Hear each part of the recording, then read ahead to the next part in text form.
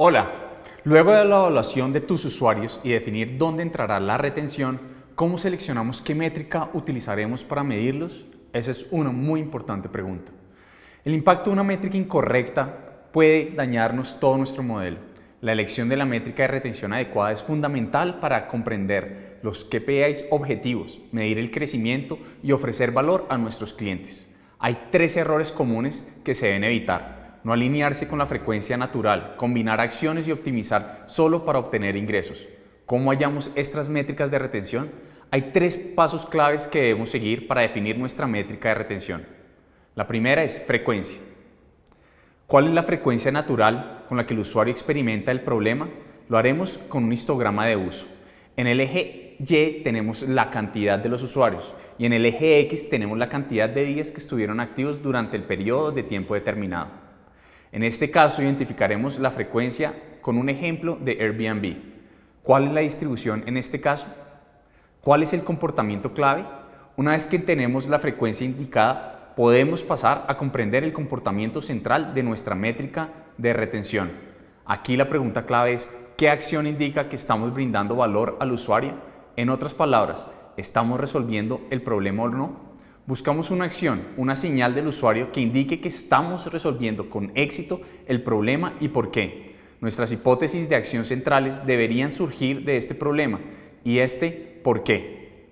Ahora bien, tenemos que entender quién. Para finalizar el último componente de la definición de nuestra métrica de retención, debemos hacer una pregunta más. ¿Quién está incluido en esta métrica? Ahora, en este caso, intentamos agregar claridad a nuestra métrica de retención y compartirla internamente para que todos en la organización la entiendan. Cuando alguien dice, nuestra métrica de retención son los usuarios activos semanales, comienza a generar muchas preguntas diferentes. ¿Qué incluye un usuario?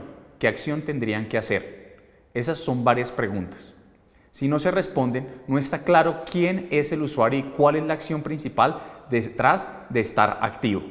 En este caso, proponemos que la métrica de retención para Airbnb, cual sea, todo depende del público al que queramos llegar. La métrica estrella suele partir de aquí. Luego hablaremos de la métrica estrella más adelante. Ahora, ¿cómo analizamos estas métricas? Veámoslo con un ejemplo.